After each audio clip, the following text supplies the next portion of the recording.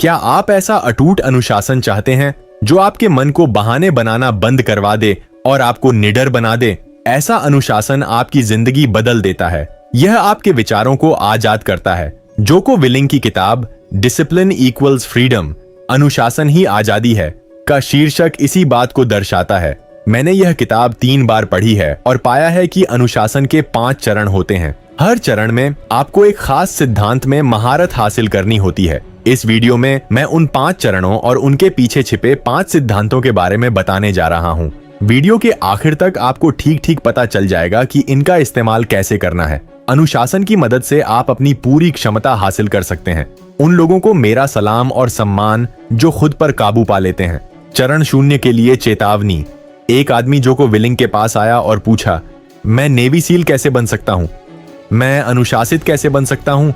मैं सच में यह करना चाहता हूँ, कृपया मुझे सही रास्ता दिखाएं। वह आदमी सच में बहुत उत्साहित था।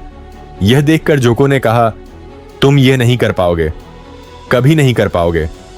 यह सुनकर उस आदमी का चेहरा उतर गया। जोको ने समझाया, क्योंकि तुम शॉर्टकट ढूंढ रहे हो, तुम सबसे आसान रास्ता ढूंढ रहे हो। तुम्हारी ही तरह 90% लोग चरण 0 पर ही अटके रह जाते हैं। वे अनुशासन की यात्रा कभी शुरू ही नहीं करते। वे शुरू भी इसलिए नहीं करते क्योंकि वे बिना कोई कीमत चुकाए अनुशासन और अच्छी आदतें चाहते हैं। अगर आप सच में अनुशासन चाहते हैं तो इस सच्चाई का सामना करें कि अपना सबसे बेहतरीन रूप बनने की प्रक्रिया अपने आप नहीं हो जाती। शॉर्टकट अपनाकर आप न तो ज्यादा मजबूत, न ज्यादा समझदार, न ज्यादा तेज और न ही ज्यादा सेहतमंद बन पाएंगे। पहली चेतावनी, शॉर्टकट ढूंढना बंद करें। सफल होने का एकमात्र तरीका अनुशासित होकर कड़ी मेहनत करना है। इसका मतलब है देर रात तक जागना और सुबह जल्दी उठना। इसके लिए अभ्यास, दोहराव और पसीना बहाने की जरूरत होती है। इसमें बहुत ज्यादा मानसिक संघर्ष करना पड़ता है। यही वह रास्ता है। शुरू करने से पहले यह पक्का कर लें कि आपका मन पूरी तरह से स्पष्ट हो, तभी आप अगले चरण की ओर बढ़ पाएंगे। पहला कदम है अपने अंदर का स्विच ऑन करना। अनुशासन वह अंदरूनी शक्ति है जो कहती है, अब और कमजोरी नहीं, मुझे यह काम अभी के अभी पूरा करना है। लेकिन यह शक्ति आती कहां से है? अनुशासन को समझने के लिए इस डायग्राम आरेख पर एक नजर डालें। इस समय आपके फोन की स्क्रीन पर एक वीडियो चल रहा है। आपकी आंखें उसे देख रही हैं, आपके कान उसे सुन रहे हैं और आपका दिमाग उस सारी जानकारी को प्रोसेस कर रहा है। आपका मन एक कहानी गढ़ रहा है जो इस वीडियो को आपकी अपनी निजी कहानी से जोड़ रही है।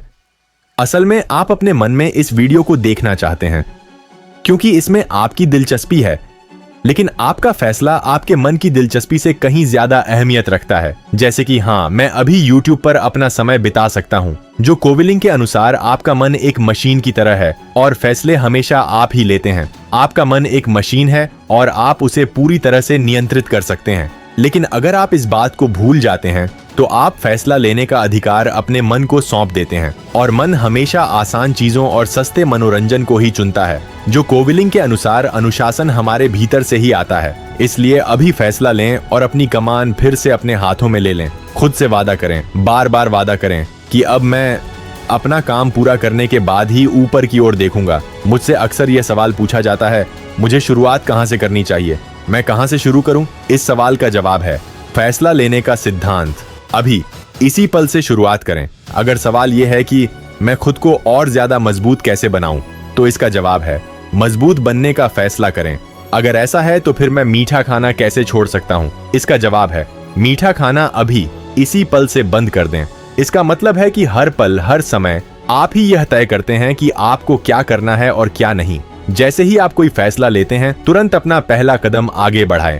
अपने मन को आजाद करें और अपने शरीर को अनुशासन में ढालें। सुबह जल्दी उठें और अपने काम पर निकल पड़ें।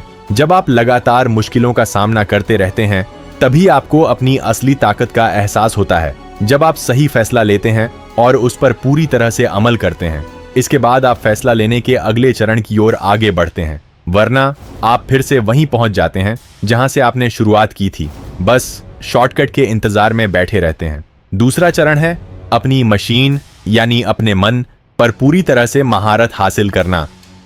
ठीक है, जो को कहते हैं कि हो सकता है आपके दिमाग में इस समय ढेरों बहाने चल रहे हों। हाँ, हो सकता है कि अभी आपको कमजोरी महसूस हो रही हो, लेकिन क्या आप कमजोर बने रहने में ठीक महसूस करते हैं? बिल्कुल नहीं। पहले चरण के बाद छोटे छोटे कदम उठाना आसान हो जाता है। आपको अपने कामों में ऊर्जा और एकाग्रता महसूस होने लगती है। आपका मन फिर से आपसे बातें करने लगता है और कहता है, आज के लिए 10 पेज ही काफी हैं। ठीक वैसे ही जैसे आप गाड़ी को पहले और दूसरे गियर में डालते हैं। हाँ, मैं कल और ज्यादा करूंगा, अभी मुझ में कोई ऊर्जा नहीं है। इस मोड़ पर कहा जाता है कि आपका मन अपना रूप बदलने में सक्षम हो जाता है। यह ऐसे बहाने बनाता है जो आपको पूरी तरह से सही लगते हैं, क्योंकि यह बिल्कुल नहीं चाहता कि आप अपने कंफर्ट जोन, आराम के दायरे से बाहर निकलें। अगला कदम है जागरूकता का सिद्धांत। अपने कमजोर मन को नजरअंदाज करें। अपने सुस्त मन को पूरी तरह से नजरअंदाज कर देना चाहिए। कैसे? सबसे पहले अपनी बॉडी लैंग्वेज, शारीरिक हाव भाव बदलें, अपनी ऊर्जा बदलें। अगर आप लेटे हुए हैं तो खड़े हो जाएं। अगर आप बैठे हुए हैं तो चलना शुरू कर दें। फिर अपना ध्यान बदलें। सोचें कि यही वह मुश्किल काम है। इसे अच्छी तरह से करने के बाद आप खुद को बहुत ज्यादा सशक्त महसूस करेंगे। और तीसरी बात, अपने सेल्फ टॉक, खुद से की जाने वाली बातचीत को बदलें। आपको खुद से कहना चाहिए, मैं रुकूंगा नहीं, मैं अपनी पूरी कोशिश करूंगा। जैसे ही आप ऐसा करते हैं, बहाने बनाने की आदत की पकड़ ढीली पड़ जाती है और आप फिर से काम शुरू कर पाते हैं। अपना ध्यान बहानों से हटाकर काम पर लगाना, यही तो इच्छा शक्ति है। मन पर सच्चा नियंत्रण यहीं से शुरू होता है। जो लोग अपने मन के बहानों को अपनी ही कमजोरी मान लेते हैं, वे इस पड़ाव पर ज्यादा देर टिक नहीं पाते। लेकिन जो लोग ये समझ जाते हैं कि ये बहाने तो मन खुद ही गढ़ता है। बहाने बनाना मन की एक पुरानी आदत है, लेकिन मैं कमजोर नहीं हूँ, मैं अपना ध्यान दूसरी तरफ लगा सकता हूँ। जब भी ये बहाने तेजी से मेरे मन में आने लगते हैं तो मैं उन्हें पकड़कर एक तरफ झटक देता हूँ। जब इन बहानों को नजरअंदाज करना आपकी आदत बन जाती है तो आपके अंदर एक कठोर और अटूट अनुशासन पैदा हो जाता है। आपका मन आपको जो भी भावनात्मक तर्क या बहाने दे, आप उन सभी पर काबू पा सकते हैं। यहीं से आप तीसरे पड़ाव पर पहुंचते हैं, शून्य दया, जीरो मर्सी का पड़ाव। असली संघर्ष और तकलीफ यहीं से शुरू होती है। भले ही आप सब कुछ बिल्कुल सही तरीके से कर रहे हो, लेकिन हो सकता है कि आपको हमेशा उसके नतीजे न मिलें। आपको लगने लगता है कि अब तो आप बर्बाद हो गए। डर के मारे आपका मन तरह तरह की मनगढ़ंत कहानियां बनाने लगता है।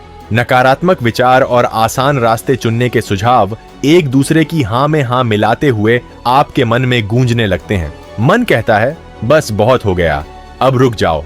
लेकिन यहीं पर आत्मनिर्भरता का सिद्धांत, रिलायंस प्रिंसिपल, काम आता है। आपको खुद ही कमान अपने हाथों में लेनी होती है। आप अपनी कमजोरी को हावी नहीं होने देते।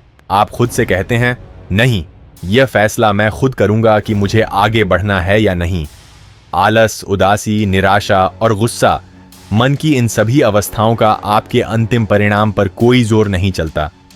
जब आपका मन आपसे पूछता है, आखिर इतनी कड़ी मेहनत करने का क्या फायदा, इतना दर्द कौन सह सकता है? याद रखें, बहुत से लोग इससे भी ज्यादा बुरा दर्द सहते हैं। घायल होने के बाद भी कई सैनिक लड़ते रहते हैं। आज इस छोटी सी रुकावट का कोई मतलब नहीं है। जो को सलाह देते हैं, अंदर से मजबूत बनो। अपने अंदर ऐसी मजबूत भावनाएं पैदा करो कि तुम खुद से कहने लगो, चाहे कुछ भी हो जाए, मैं रुकूंगा नहीं। तीसरे चरण में सब कुछ बदल जाता है। कमजोर मानसिक स्थितियों को नजरअंदाज करके तुम अपने मन में मानसिक अनुशासन, शक्ति और सकारात्मकता ला सकते हो। इसका मतलब है कि चाहे कुछ भी हो जाए, तुम खुद को एक शक्तिशाली मानसिक स्थिति में रखते हो। फिर आता है चौथा चरण, गहरा एकीकरण। इस मोड़ पर तुम्हारा अनुशासन काम की जगह से आगे बढ़कर तुम्हारी पहचान का हिस्सा बन जाता है। तुम्हारी लगन हर छोटी सी बात में दिखाई देती है और लोग हैरान रह जाते हैं। रिटायर होने के बाद भी लोग जोको से पूछते हैं कि वह सुबह 4:30 बजे से रात 10 बजे तक अपना इतना जबरदस्त रूटीन कैसे बनाए रखते हैं। जोको का जवाब काफी गहरा है। वह कहते हैं, जब मैं जवान था तो मुझ में ज्यादा अनुशासन नहीं था, लेकिन समय के साथ मेरा क्यों, मकसद साफ हो गया। जब मैं सेना में भर्ती हुआ तो मुझे पता था कि मेरा दुश्मन भी तैयारी कर रहा है और वह लड़ाई में कोई रहम नहीं दिखाएगा।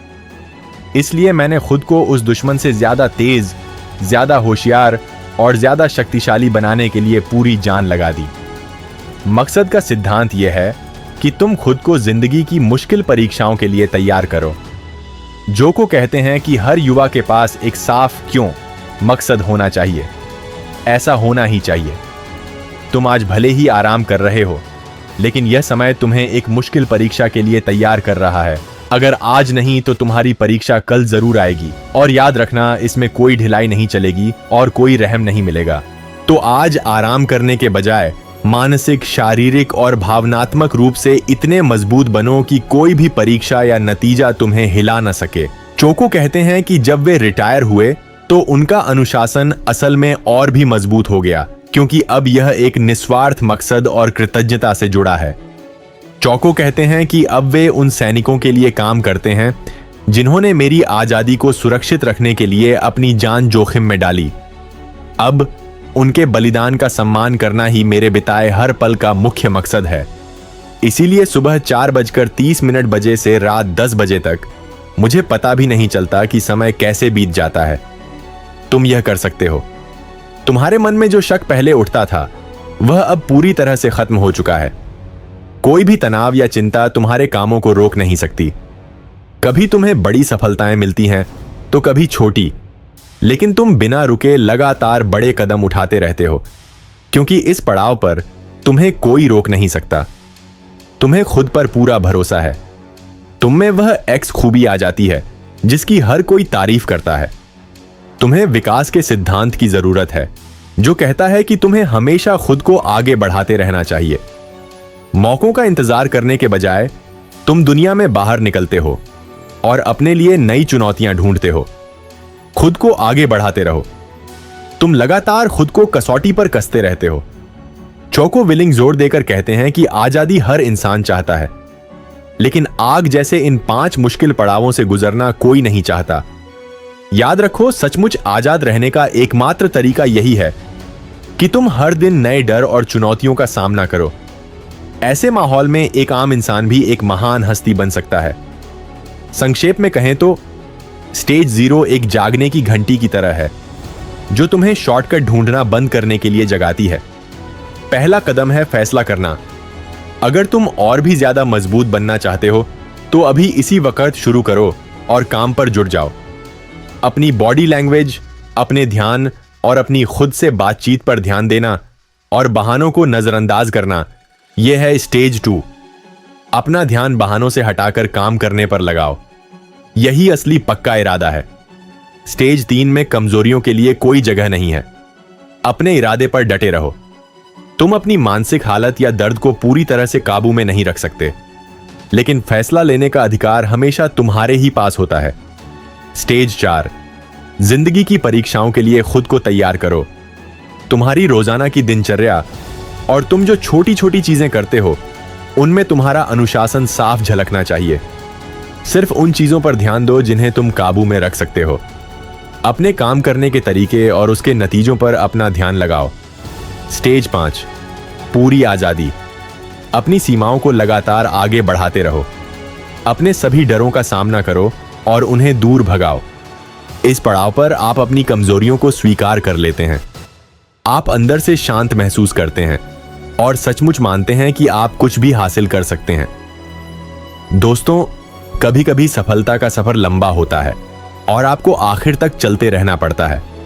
संगीत मुश्किल समय में खुद को आगे बढ़ाते रहने के बारे में। खुद पर काम करें, वर्क ऑन योरसेल्फ पर अगला वीडियो देखें या इसे बाद के लिए सेव कर लें ताकि आप सीख सकें कि वह आखिरी कदम आप जरूर उठाएं। मैं काम से जुड़ी कहानियां शेयर करता रहूंगा। हम हिम्मत, काम और समझदारी से जरूर जीतेंगे।